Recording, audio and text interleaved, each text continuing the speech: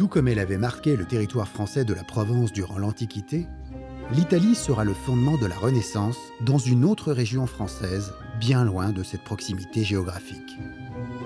Ce sera grâce à la cour des rois de France, qui s'installe dans le centre du pays dès le début du XVe siècle, mais aussi grâce au cours de ce fleuve sauvage qui parcourt le Val-de-Loire, le long des sentiers historiques et souvent royaux de la Renaissance française.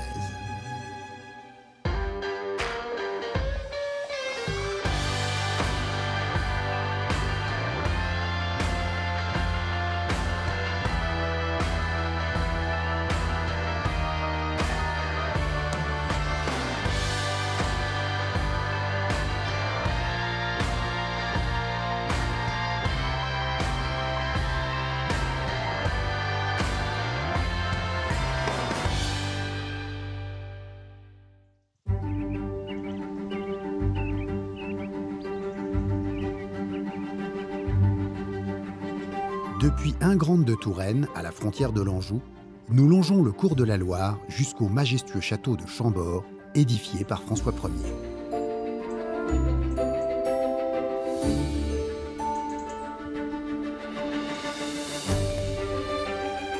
Bien qu'il soit couramment utilisé aujourd'hui, le terme de Renaissance n'a jamais été prononcé par les contemporains de cette période, puisque son invention date de la moitié du XIXe siècle. Si son apparition dans les régions de Loire est amenée par la cour royale, son commencement n'est pourtant pas parfaitement défini dans le temps. C'est ce que précise Éric Johanneau, guide au château de Chambord et spécialiste de cette période historique.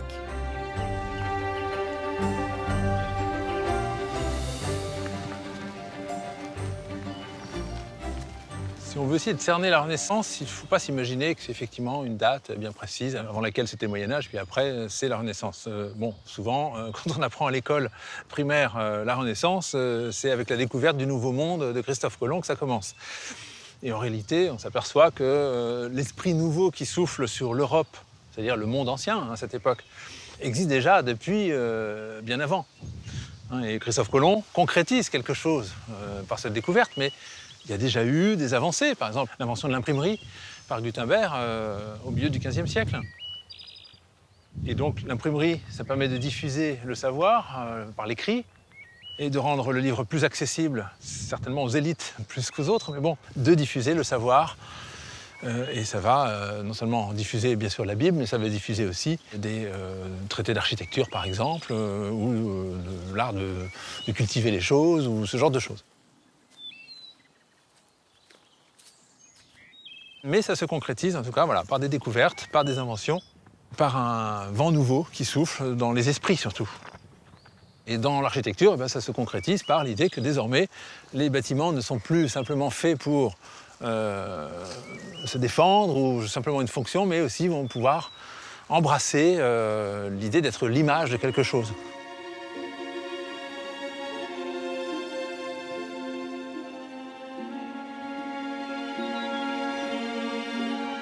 En cette fin de XVe siècle, l'Italie est en paix. C'est un pays prospère qui entreprend de retrouver ses racines classiques de l'Antiquité en renouant avec le développement culturel, celui des sciences et des techniques. Pendant ce temps, et jusqu'au milieu du XVe siècle, la guerre de Cent Ans qui oppose la France à l'Angleterre avait ralenti leur expansion. Mais elle avait aussi créé un espace propice au changement de la société.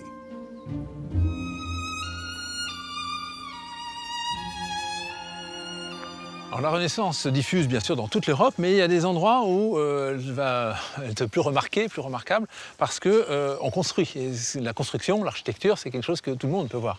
Alors dans le Val-de-Loire, milieu du XVe siècle, alors qu'on est en pleine guerre de 100 ans contre les Anglais encore, bon, il y a des problèmes dus à la guerre qui font que le pouvoir français, au lieu de rester sur Paris, qui est une ville parfois incertaine, va de plus en plus se centrer dans la région centre, là où le territoire est plus en paix.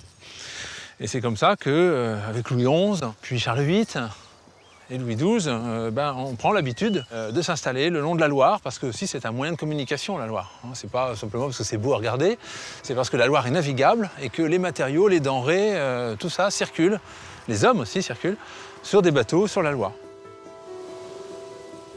Donc forcément, ça a un impact économique certain sur ces régions.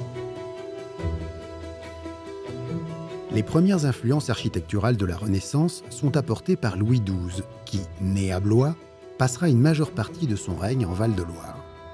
Le style dit Louis XII sera en quelque sorte une période de transition entre le gothique et la Renaissance qui ne s'imposera réellement qu'après sa mort en 1515, année de triomphe pour son successeur, François Ier.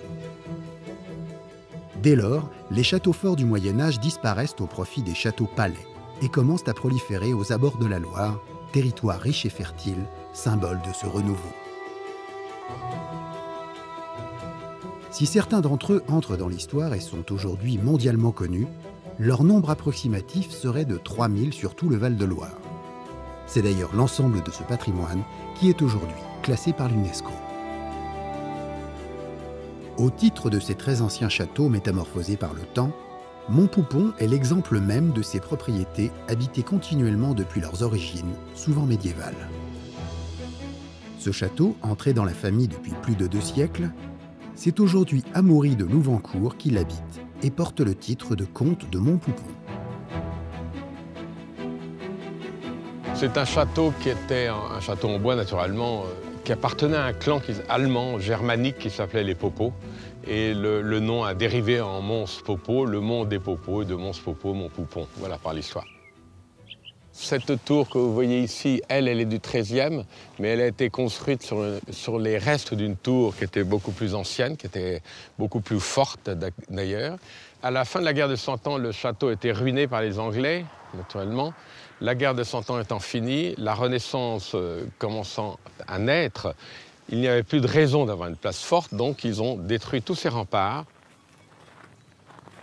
Après, en 1867, donc ma famille achète cette propriété et après la modernise au cours du temps, au cours des années, ce qui fait qu'en 1920, quand même, qui a été une époque très faste de la maison, le château avait l'eau courante, l'électricité, le chauffage central et le téléphone. Donc c'était quand même assez rare.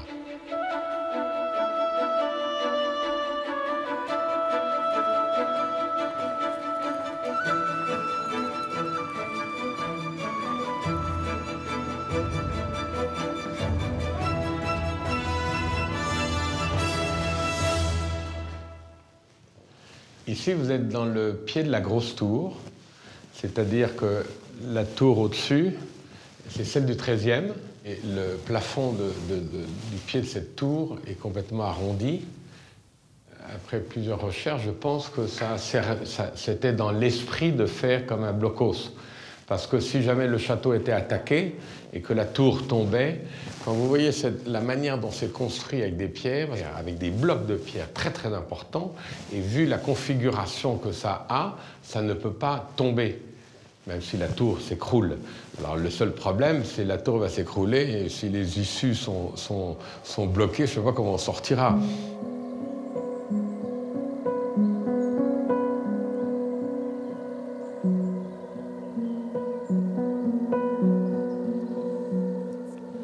Pourquoi autant de châteaux dans les Pays de Loire?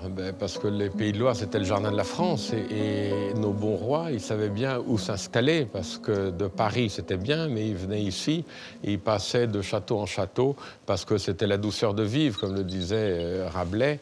Et la chair était bonne, il y avait du vin. Que les guerres étaient finies, on pouvait chasser.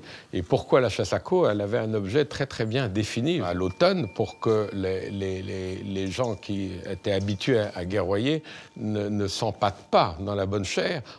Ils chassaient à queue, car il faut quand même un sacré entraînement pour rester 6 heures à cheval et plusieurs fois dans la semaine. Donc ça avait un objectif très précis.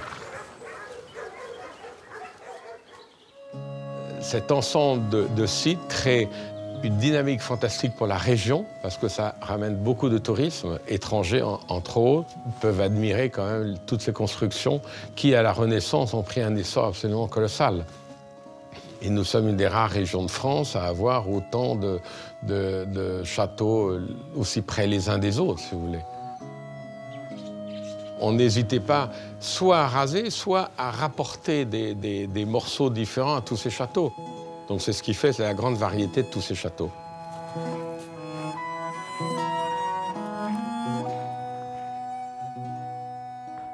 Toutes ces maisons, tant qu'on peut les maintenir, il faut les maintenir, il faut tout faire pour les maintenir. Et le jour où on n'a plus les moyens, on n'a plus les idées, où on ne peut plus y arriver, je préfère qu'on le passe dans d'autres mains plutôt que de laisser des pots de chambre sous le toit parce qu'on n'a pas les moyens de restaurer, de faire des travaux. Donc à ce moment-là, il vaut mieux se retirer et donner la chance à cette maison de continuer sa vie dans les mains d'autres personnes. Lorsqu'un château sort d'une famille, sa durée de vie après, dans la même main, est entre 5 et 15 ans. C'est très rapide.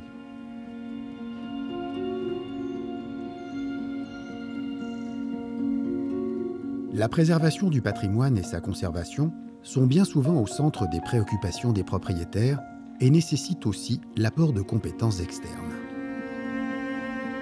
Amaury de Louvancourt entreprend par exemple l'étude des importantes archives architecturales du château de Montpoupon.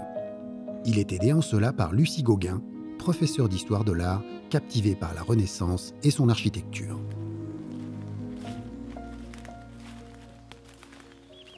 La Renaissance, comme toutes les périodes de l'histoire, ce sont des concepts presque qui sont inventés à une période très récente. C'est notre volonté de périodiser, d'enseigner l'histoire aussi à l'école qui fait qu'on divise le temps en Antiquité, Moyen-Âge, temps moderne et époque contemporaine. Les gens n'ont pas pu véritablement avoir l'impression de passer du Moyen-Âge à la Renaissance. Il y a une liaison toute naturelle qui s'établit.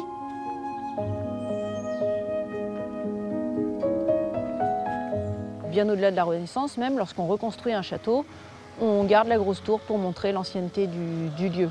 Donc c'est un modèle éternellement revisité, qui rappelle les valeurs de la chevalerie et auquel on est encore très attaché à la Renaissance. On a cette idée de château très ouvert. En réalité, on continue quand même à se fortifier à l'époque moderne encore. Parce que les troupes de mercenaires qui ont loué leur service vont vivre sur le pays même après la fin de la guerre de 100 ans, par exemple. Parce qu'il y a une insécurité qui existe et que très vite, on va rebasculer dans les guerres de religion en plus, qui sont pleinement intégrées à la Renaissance. Et finalement, la Renaissance française est quand même très très décalée par rapport à celle de l'Italie. Elle se manifeste tout d'abord en Italie dans la peinture, plus que dans l'architecture. L'architecture est un art qui vient assez tardivement finalement dans cette Renaissance, dans cette nouvelle conception du monde où, contrairement au monde médiéval où Dieu peut tout expliquer, on remet l'homme au centre du monde. Par conséquent, une nouvelle sensibilité pour les mathématiques, pour la perspective, pour les sciences. Dans les hautes sphères, dans les sphères intellectuelles, on est sensible à toute cette dimension humaniste qui va aussi avec le développement du livre, de l'imprimerie, de la connaissance, du savoir. La présence de la cour supporte donc l'économie locale, l'économie de métiers de luxe quelque part. Les arts ne touchent plus seulement la très haute noblesse, la très haute société. La Renaissance est un mouvement très très intellectuel et qui touche assez peu de personnes.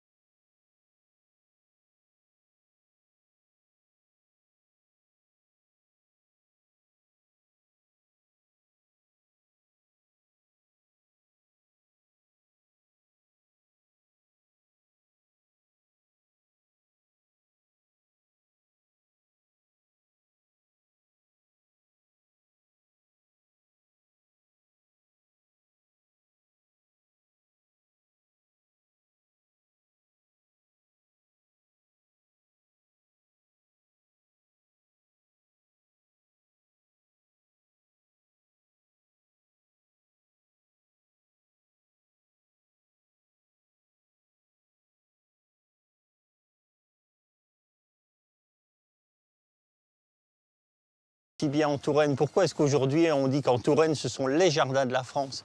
Et pourquoi c'était la vallée où les rois de France aimaient bien venir? Simplement parce qu'il y avait un patrimoine, il y avait un art de vivre, et cet art de vivre il se traduit notamment par la cuisine, par la gastronomie, par toutes les richesses des productions locales. Pour schématiser, la Renaissance, c'est-à-dire qu'on casse les portes, on ouvre les fenêtres des châteaux forts, on s'ouvre vers les peuples, on s'ouvre sur les façons de faire. Pour un cuisinier, c'est une époque formidable. Il y a énormément de recettes qui datent de la Renaissance. La vraie cuisine commence à la Renaissance. Avant, on mangeait, et à la Renaissance, on commence à déguster.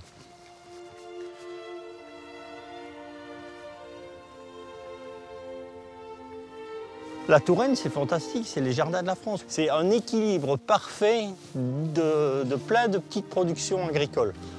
Donc le vin, les fromages, les bovins, les élevages de volailles, les céréales, les pommes de terre. On a finalement cette symbiose qui nous donne envie de vivre ici. C'est très motivant et c'est très ludique pour un cuisinier d'avoir toutes ces productions avec tous ces hommes. Parce qu'il ne faut jamais oublier que quand on est cuisinier, on a envie de rapport humain. Et moi, j'ai la chance immense d'avoir énormément de rapports humains parce que tous mes producteurs ont des noms, des prénoms et des familles autour de moi. Naturellement, en fait, notre cuisine s'est orientée sur le 0 km. Donc le 0 km, c'est quoi? C'est simplement un cuisinier, un restaurateur qui donne à manger aux voyageurs, donc à vous, avec ce qu'on a produit autour de nous.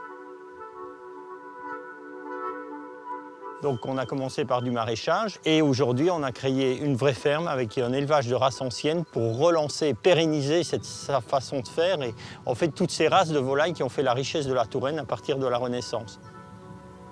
Toutes ces volailles de races anciennes se cuisent de toute façon tout à fait différente et si on veut vraiment se baigner dans la Renaissance, il est très important d'avoir les produits tels qu'ils existaient à cette époque-là.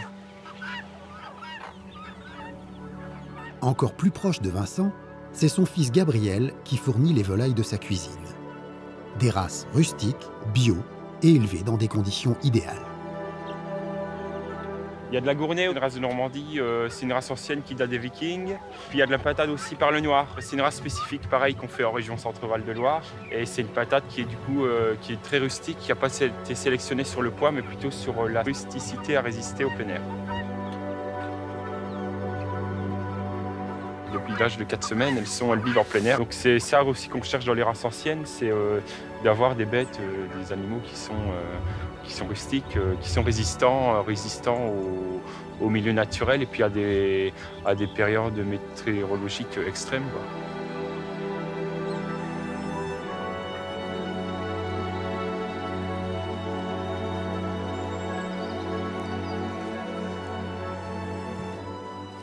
Pourquoi tous ces types qui essayent d'avoir des étoiles cuisinent du homard en Touraine? C'est une hérésie, on n'a pas envie de bouffer du homard en Touraine, qu'on nous fasse des anguilles qui soient fantastiques ou de la lauze ou des poissons de Loire, d'accord? On est un des rares pays à avoir une diversité de territoires aussi variés, aussi riches. Pourquoi s'embêter à acheter bien loin alors qu'il y a des productions locales?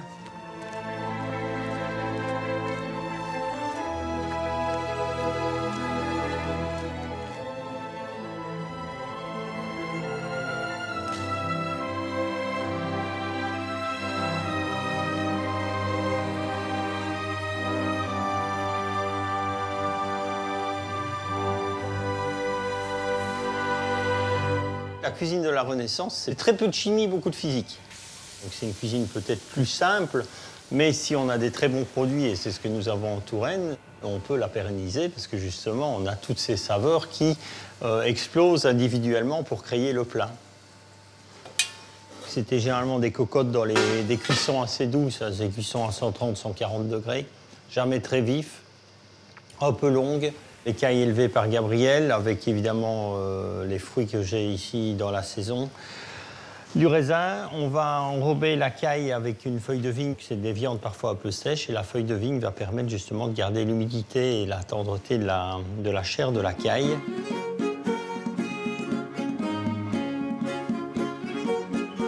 La cuisine Renaissance, c'est une cuisine vraiment de produits très bruts, mais qui vont exprimer toute leur saveur à la cuisson. Donc il n'y a pas réellement de travail du légume avant la cuisson. La symbiose, elle se fait à l'ombre de la cocotte.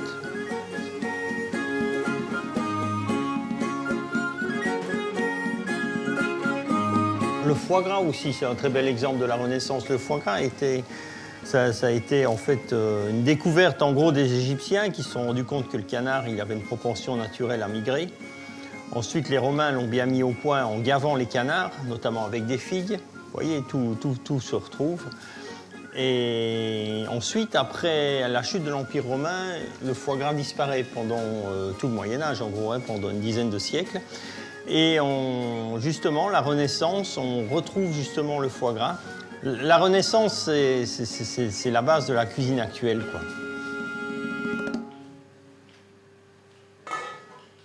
Cuisson pour une petite caille, en fait, pendant 1h15 à 130 degrés. Jamais très chaud. La cuisine Renaissance, c'est pas de la cuisine grillée, c'est pas de la plancha. On est vraiment dans cette époque de... On prend le temps, et là, on arrive à des monuments.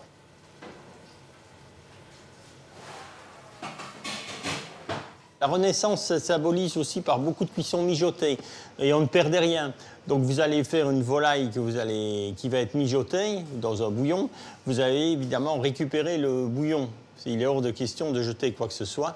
Et donc ce bouillon de poule, vous mettez des lentilles dedans. C'est-à-dire que la lentille qui était le produit, l'alimentation basique du peuple, rejoint évidemment le plat festif de la cour, quoi. La bourgeoisie agricole a été vraiment un vecteur aussi de développement de la cuisine de la Renaissance. Parce que la cuisine de la Renaissance, si elle était restée coincée dans les châteaux, on n'en parlerait peut-être pas aujourd'hui.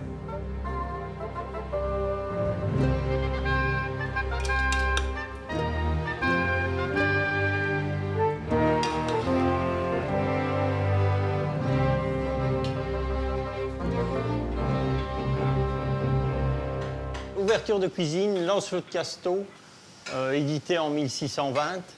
C'est un peu une sorte de bible de cuisine du XVIe siècle. La Renaissance, c'est vraiment une période fascinante parce que c'est vraiment le terrain de jeu pour un cuisinier. Toutes les bases ont été jetées et avec des produits très simples et pas tant variés que ça, on arrive à faire des choses fantastiques, quoi.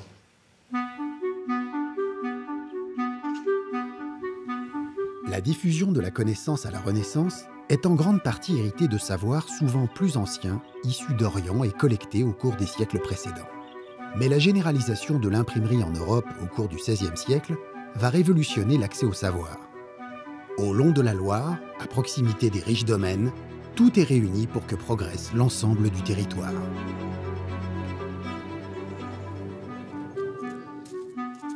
Alors, le fait que dans le Val-de-Loire s'installent les élites, c'est-à-dire un roi, ses conseillers, etc., et leur famille, ça développe uniquement la région, puisqu'il va falloir construire plus de châteaux, il va falloir transporter des matériaux. Ça va permettre d'avoir des postes auprès de ces personnes, comme jardiniers, comme cuisiniers, comme je ne sais quoi. Désormais, ce sont des gens qui vont être au contact des élites, donc ils vont peut-être aussi parler mieux. D'ailleurs, on dit que l'endroit où on parle le mieux le François en France, à cette époque-là, donc le François voulait dire le français, eh bien c'est dans ce Val-de-Loire. C'est là qu'on parle la langue française la plus remarquable, sans accent. C'est aussi grâce à l'ordonnance de Villers-Cotterêts.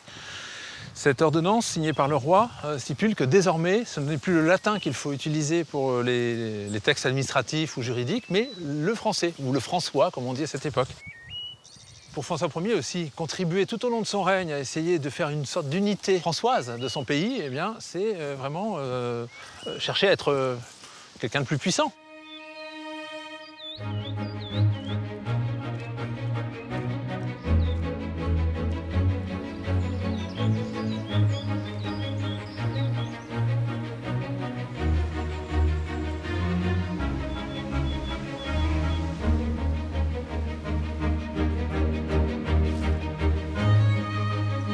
Pour que les érudits se multiplient et amènent un jour jusqu'au siècle des Lumières, c'est une innovation technique qui va permettre dorénavant d'imprimer facilement et en grande quantité.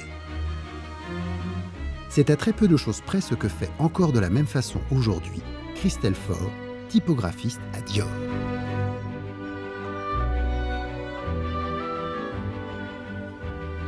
Mon métier, c'est d'être imprimeur typographe, c'est-à-dire que j'imprime avec des caractères en plomb, comme le faisait Gutenberg, comme à la Renaissance.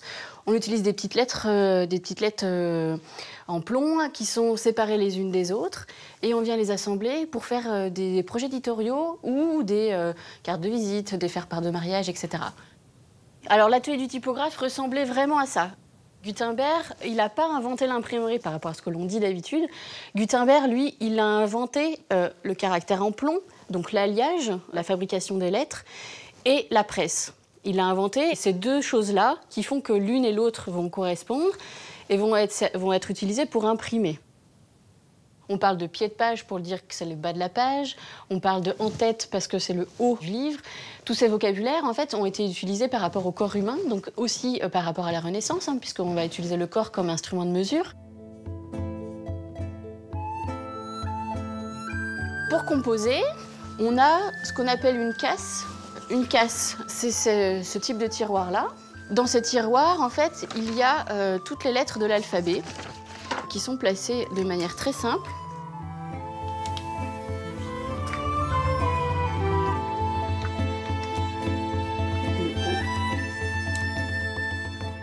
Toutes les cases que vous avez ici, en fait, sont des cases qui datent un petit peu d'une trentaine, soixantaine d'années, voire un peu plus, du caractère qu'on a été chercher aux quatre coins de la France, parce que la hauteur du caractère français a une certaine hauteur, alors qu'en Italie, il est un peu plus court. En Allemagne, il est un peu plus long. Donc, il faut vraiment trouver du caractère français. On n'est pas chauvin, mais un petit peu quand même pour imprimer le caractère dit typographique. Toutes les cases que vous voyez, tous les tiroirs qu'il y a ici, en fait, représentent une typographie avec une caractéristique et un corps. Donc, ça veut dire que dans tous les meubles que vous voyez autour de vous, vous n'avez que 3 typos qui sont représentés. Une fois qu'on a composé en fait toutes les phrases et tous les mots de ce texte-là, on va le mettre dans une galette. On va ensuite ancrer les caractères, on va regarder toutes les fautes d'orthographe, et puis ensuite on va corriger et on va faire une bonne épreuve.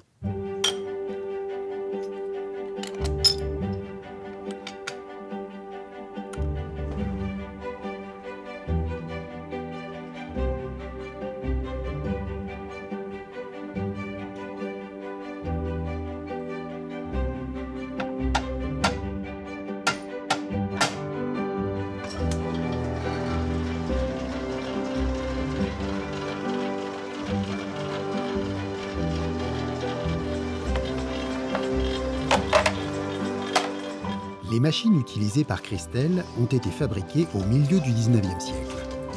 Mais le principe, s'il s'est mécanisé avec le temps, est resté le même depuis la Renaissance.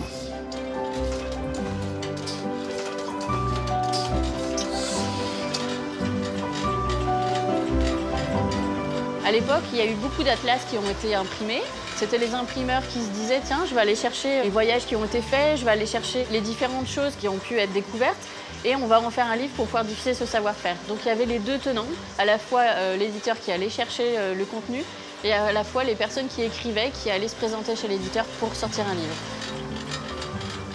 L'écriture à la Renaissance, c'était vraiment un moyen de diffuser le savoir-faire. Avant, c'était des personnes copistes qui copiaient les livres et qui les diffusaient. Donc un livre copié prenait beaucoup de temps à être créé puisqu'il fallait faire toutes les pages et attendre que ça sèche pour passer à la page suivante. La révolution de l'imprimerie a fait que le savoir-faire en fait, s'est démultiplié et a pu être distribué partout et à toutes les personnes qui souhaitaient et qui savaient lire et qui souhaitaient apprendre des choses.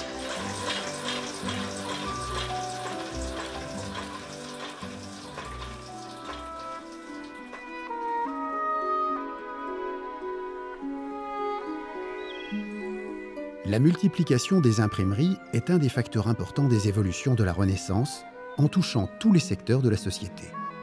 Sont ainsi réalisés de nombreux atlas intégrant les dernières découvertes géographiques, des livres de recettes, de techniques, de sciences, mais aussi et surtout la Bible, le premier ouvrage imprimé par Gutenberg. La plus importante conséquence directe de cette diffusion du livre va s'implanter progressivement tout au long de la Renaissance et marquer les siècles à venir. Ce sera la Réforme, initiée par Martin Luther, et les sanglants affrontements qui accompagneront la naissance du protestantisme. Le royaume de France généralisera la lutte contre les protestants sous le règne de Henri II, fils et successeur sur le trône de François Ier. Mais en ce milieu du XVIe siècle, le vainqueur de Marignan s'intéresse davantage à l'aménagement de son pays, négligé durant la Grande Guerre de Cent Ans. Il lance alors dans un territoire isolé la construction du plus célèbre monument de la période, le spectaculaire château de Chambord.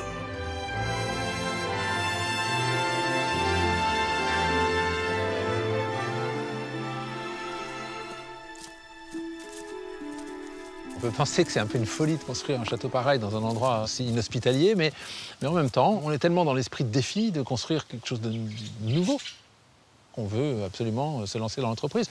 Donc rien n'arrêtera François Ier, pas même les remarques de certains qui pourraient penser qu'il faudrait renoncer à ce projet, qui forcément va être coûteux aussi. Parce qu'il faut bien songer que là, en Sologne, vous ne trouvez aucun des matériaux qui servent à la construction de Chambord. Il faut les faire venir, les importer des régions voisines, comme par exemple le tuffeau qui vient de Touraine. Les bois viennent, semble-t-il, aussi de la région de Tours. Et les ardoises viennent d'Angers, c'est encore plus loin. On a même fait venir du plomb d'Angleterre pour faire les faîtages des toits et les parties recouvertes de plomb pour l'étanchéité. Donc on n'hésite pas, on dépense. Mais cette dépense-là va être aussi à la gloire de ce monarque.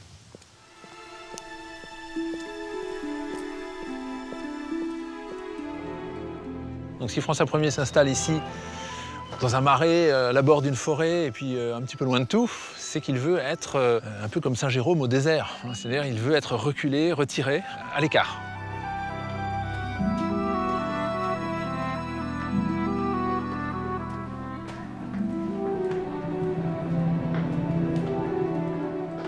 C'est pas la volonté de chasser qui pousse François Ier à construire ici. Ça ne peut pas être ça, parce que quand on connaît ses habitudes, quand on sait qu'il se déplace sans arrêt d'un lieu à l'autre, d'un château à l'autre, d'une ville à l'autre, et qu'en chemin, voyant des cerfs passer, il les poursuit et qu'il va les chasser, peut-être parfois même en faisant un détour de 2 jours, parce qu'il a envie d'en découdre avec ces 2 cerfs-là. Après, la chasse fait partie du quotidien des rois, et de François Ier en particulier. Tous les rois chassent quasiment quotidiennement. On dit même d'ailleurs que la chasse, c'est un peu pour eux un moyen d'exercice, de s'exercer le corps, à être toujours à cheval, avec des armes à la main, en train de traquer quelque chose. C'est une sorte de jeu de guerre, mais chez eux en temps de paix. Le grand renouveau de la Renaissance, en termes d'architecture, dans les châteaux, on pourrait résumer ça à s'ouvrir plus sur l'extérieur. Et aussi peut-être voiler plus le luxe, l'apparat par le décor, notamment des tourelles d'escalier qui figurent souvent en façade des châteaux de la Renaissance. Il se passe tout un processus entre, on peut dire, la moitié du XVe siècle, qui est la fin du Moyen-Âge, et les temps vraiment nouveaux et modernes. On pourrait parler peut-être du règne de François Ier, début du XVIe siècle. Pendant donc une cinquantaine d'années, il va s'opérer un certain nombre de changements, où on va abandonner complètement l'idée de construire des forteresses, parce que d'abord, ces forteresses ne résistent plus à l'assaut des nouveaux canons de la Renaissance, la nouvelle artillerie, c'est plus possible. Donc c'est bien vain de vouloir se protéger derrière des gros murs, de toute façon, ils pourraient être réduits à néant. Et puis aussi parce que les temps ont changé, la paix est revenue, s'installe durablement en France, fini le temps des guerres, donc désormais c'est l'apparat qui l'emporte, et il faut embellir les châteaux et montrer sa puissance, sa force, par des aspects comme ça allégoriques de l'architecture.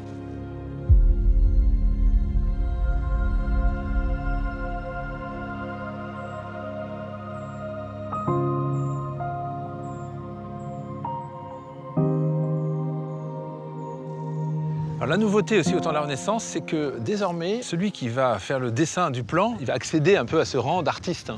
Et on peut penser après d'architecte. Le mot architecte n'est pas vraiment utilisé dans ce sens au temps de la Renaissance, au temps de François Ier en tout cas. Mais par la suite, il le deviendra. Sous François Ier, les maîtres maçons comptent encore beaucoup. Ce ne sont pas des architectes. Ce ne sont pas eux qui font forcément le dessin de tout, mais ils savent construire. Et ce qui est nouveau quand même et qui vient d'Italie, c'est qu'une personne qui sait dessiner, qui connaît la géométrie, qui connaît les lois de la géométrie et qui connaît peut-être même les théories architecturales, est capable de faire le dessin d'un monde parfait, ou d'un château parfait, ou d'une ville parfaite. Chambord est souvent considéré comme le château qui illustre le mieux la première Renaissance.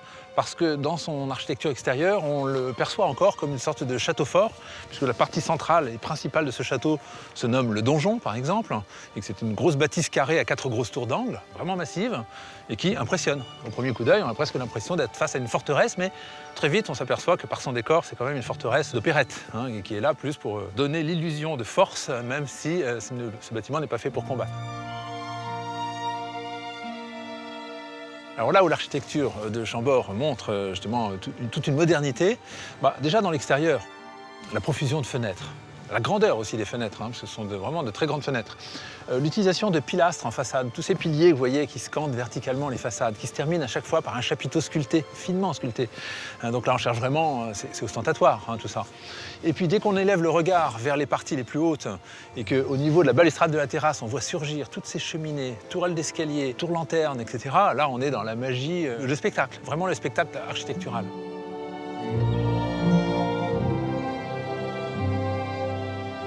Je crois que la Renaissance, c'est un peu aussi ça. C'est la parade, la façade, qui compte beaucoup pour montrer voilà, sa puissance, sa richesse, et peut-être aussi avoir parfois des symboles, des allégories qui se cachent ici ou là pour signifier quelque chose. Pour un roi comme François Ier, signifier la force militaire par l'aspect de ce château, c'est encore très important pour rappeler qu'il est le roi chevalier, vainqueur de Marignan, par exemple.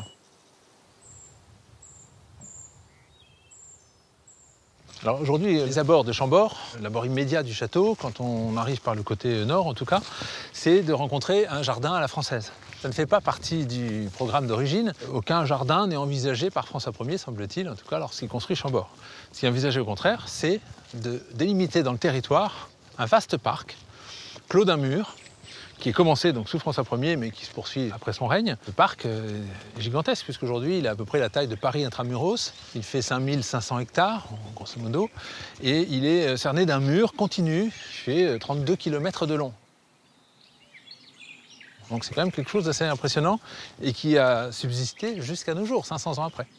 Ce parc et son château au milieu, c'est presque une sorte d'allégorie de ce que doit être la France. Un château dominant un vaste territoire clos où on rencontre des pâturages, des rivières, des marais, des bois, un petit peu de tout, mais c'est assez désert, c'est assez comme au premier jour.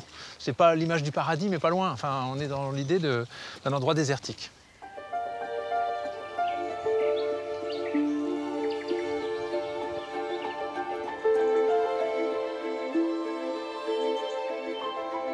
Comme partout dans cette France de la Renaissance, on préfère alors les parcs boisés, propices à la chasse, aux jardins à la française qui couvriront le sol français au siècle suivant. C'est pourtant durant cette période que se développe la culture de nombreux fruits et légumes, certains rustiques et très locaux, d'autres récemment importés des Nouveaux Mondes.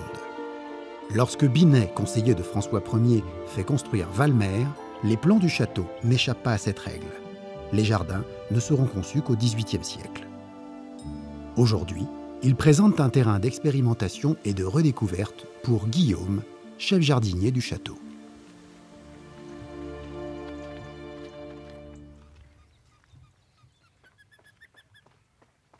Le jardin date de la Renaissance, hein. Il n'a pas bougé dans sa forme en fait. C'est un jardin Renaissance, mais le potager, lui, est de style jardin à la française. 4 carrés avec un bassin central, des bordures de buis, des espaliers, des contre-espaliers de fruitiers. Ça, c'est le jardin à la française, comme le potager du roi à Versailles, par exemple.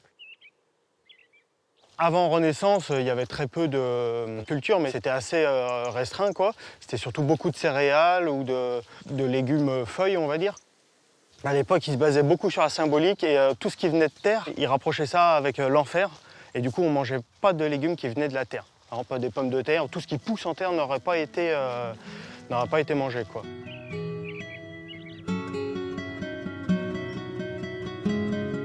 Avant Renaissance, c'est vrai que c'était beaucoup des choses récoltées dans la nature, quoi. Des petites baies ou voilà, des feuilles comme ça comestibles.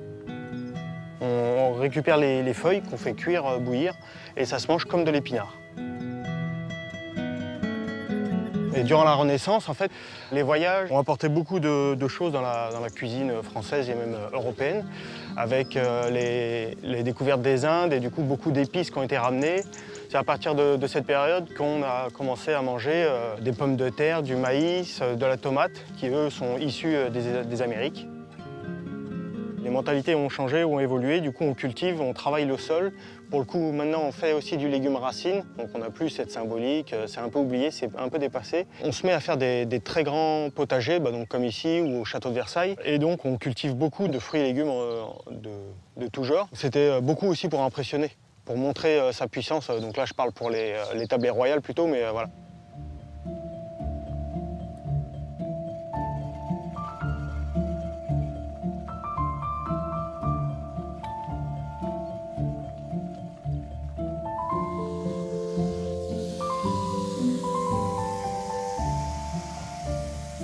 La classe populaire a commencé à cultiver, à faire de plus en plus de jardins, de potagers. Ils cultivaient aussi, forcément en plus petite quantité, et avec sûrement moins de genres et d'espèces, mais ils cultivaient également différents légumes qu'on arrivait à trouver assez facilement après, quoi, par le biais des graines et du haut.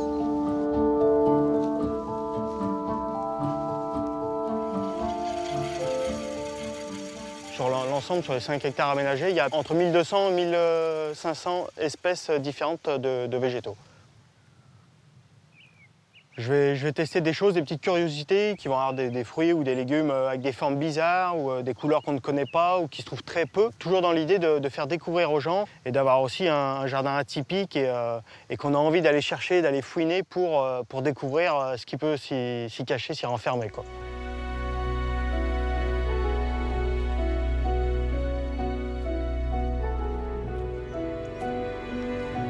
J'ai aussi pas mal de fleurs comestibles. Et ça, les gens sont assez... ça les interpelle, parce que c'est très rare qu'on mange des fleurs. Alors en fleurs comestibles, il y en a beaucoup, hein. On peut manger, par exemple, la fleur du dahlia ou de la rose se mange, mais ça n'a aucun intérêt, aucun attrait, quoi. Par contre, il y a des fleurs qui vont être et jolies et avec une valeur gustative, et ça la rend d'autant plus intéressante. La bourrache, c'est une petite fleur, ça pousse très bien, ça se ressème même extrêmement facilement. Ça se mange et c'est assez bon, assez simple. Donc on va avoir ça également, c'est le chrysanthème comestible. Et ça c'est pareil, c'est assez épicé, assez poivré. Ça a pas mal de caractère, donc pour relever des fois un plat ou même dans une petite salade, petit pétale ou juste la fleur en coin d'assiette. En fait, il y a vraiment de tout dans ce jardin, quoi. Il y a vraiment un cachet exceptionnel dans ce jardin. Il a une richesse, on sent qu'il y a, enfin voilà, il est attrayant.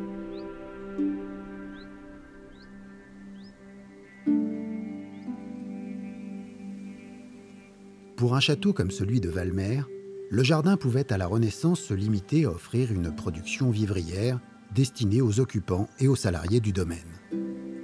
Il était en revanche indispensable pour tout seigneur de posséder son propre vignoble, si modeste soit-il. C'est aujourd'hui Jean de Saint-Venant, fils héritier de la famille propriétaire du château, qui poursuit ce patient élevage du rustique et local Vouvray, déjà très apprécié au XVe siècle.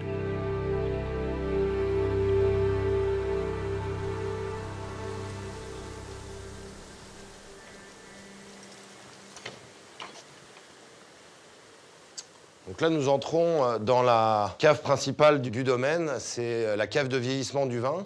Une cave qui a été creusée dès le début du XVIe siècle, directement dans le tuffeau. Le tuffeau étant la pierre emblématique du Val-de-Loire, très reconnaissable à sa couleur blanche. C'était une pierre qui était très facile à creuser, et donc ce qui permettait à la fois de construire des caves, mais aussi d'extraire de la pierre pour pouvoir construire des châteaux. Ici, on se situe au cœur de la cave qui permet le vieillissement du vin. C'est une cave qui est ici creusée depuis le milieu du XVIe siècle. Depuis 1470, il y a du vin qui est produit sur le domaine du château de Valmer. Et depuis donc, le XVIe siècle, il est vieilli dans ces caves. Le développement du vin pendant la période de la Renaissance s'accompagne en fait de l'effet de mode importé de l'Italie, qui était une grande nation productrice de vin. Et donc faire du vin à cette époque-là était très important pour montrer aussi sa puissance et montrer qu'on était à jour des effets de mode et donc notamment des effets de Renaissance italienne. De plus en plus de gens, avec un petit peu de pouvoir, hein, qui avaient des bonnes places, entre guillemets, ont commencé à produire du vin. Il y avait très peu de très grands domaines, mais chaque domaine avait au moins son hectare et demi de vignoble pour pouvoir produire du vin. Donc lorsqu'on voulait montrer sa puissance, il fallait pouvoir recevoir à la fois les gens de la cour, ses amis, éventuellement le roi. Et pour ça, il fallait avoir des grands jardins et pouvoir aussi leur donner à boire du vin parce que c'était une des boissons les plus importantes à l'époque, parce que l'eau n'était pas aussi saine qu'on peut la boire maintenant, il n'y avait pas de robinet. Et donc tout ce qui était boisson fermentée était gage de santé, de salubrité pour les gens. On avait des productions beaucoup plus faibles, des vins aussi beaucoup plus faibles en alcool. La piquette de nos jours, alors ça a une connotation assez péjorative, alors qu'à l'époque, la piquette était uniquement un vin assez léger. C'était des vins qui étaient fermentés un peu comme des bières, entre 3 et 5, 6 degrés d'alcool. Donc il y a vraiment cette période-là à la Renaissance d'ouverture. On est presque sur les prémices des Lumières 200 ans après. C'est vraiment le début et donc on accueille du monde. Les maisons sont plus faites pour recevoir. Les jardins, surtout, ne sont plus des petits jardins médicinaux avec des vieilles plantes pour soigner. Mais on commence à avoir des plantes un petit peu d'ornement, des plantes de nourriture qui s'accordent aussi avec le vin.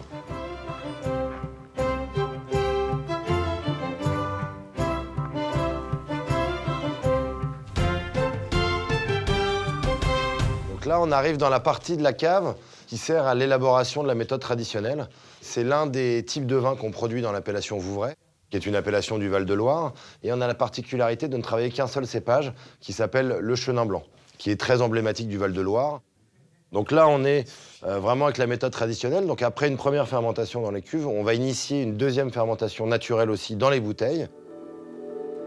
On est sur une étape intermédiaire ici. C'est-à-dire que la bouteille est en train de faire sa deuxième fermentation, et lorsqu'elle fait sa deuxième fermentation, on aperçoit qu'il est sur le bas de la bouteille, on a toute une série de dépôts qui est là. Alors les bouteilles qui sont ici sont en fin de remuage, c'est ce qu'on appelle l'étape du remuage. Pendant 5 semaines, 2 fois par jour, on les a tournées d'un quart. Avec le gaz carbonique qui a été naturellement créé pendant la deuxième fermentation dans la bouteille, il y a du coup de la pression, et c'est les bulles qu'on va retrouver après dans notre verre. Et donc là, en enlevant la capsule, la pression va éjecter la capsule et pousser aussi le dépôt. C'est vrai que c'est une étape qui est assez longue, l'élaboration de la méthode traditionnelle, parce qu'on est vraiment sur 2 fermentations naturelles. Et ça, c'est vraiment une des spécificités de l'appellation Vouvray, c'est-à-dire qu'on travaille vraiment de manière naturelle sur les bulles qu'on produit dans cette appellation. Malheureusement, François Ier n'a jamais bu un verre de Vouvray pétillant, ni même de champagne d'ailleurs. Il avait à l'époque que des vins, ce qu'on appelle maintenant tranquilles, donc des vins secs, plutôt demi-secs d'ailleurs à l'époque. Donc voilà, on avait des vins assez légers, plutôt sucrés, et ce qui allait assez bien avec la nourriture de l'époque. On avait des choses, en tout cas lorsqu'on était plutôt dans les hautes sphères, des nourritures plutôt généreuses, assez riches, avec beaucoup de sauce, et donc c'était un vin qui se mariait très bien avec.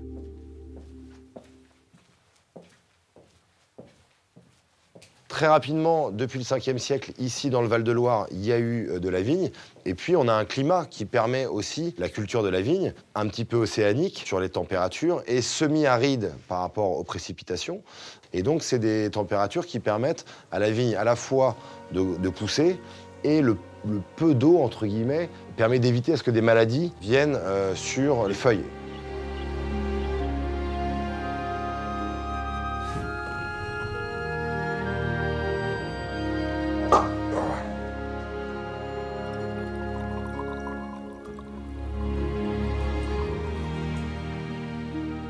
D'abord l'aromatique, plutôt sur des agrumes. Ça, c'est le côté jeune vigne. Et puis derrière, maintenant, voilà, cette longueur en bouche avec ces vieilles vignes qui vont vraiment puiser dans le terroir, ancrer leurs racines dans le tuffeau, qui est exactement le même tuffeau qu'on a vu dans la cave, parce que nos vignes poussent sur ce type de sol-là, avec plus ou moins de terre avant d'arriver sur le tuffeau. Mais c'est vraiment ça qui fait le terroir, l'identité de l'appellation Vouvray, c'est le tuffeau. Et on peut très bien imaginer que François Ier buvait un Vouvray sec comme ça sur des huîtres qu'il avait fait venir de Bretagne ou de Vendée, voilà, pour l'une de ses fêtes à Chambord.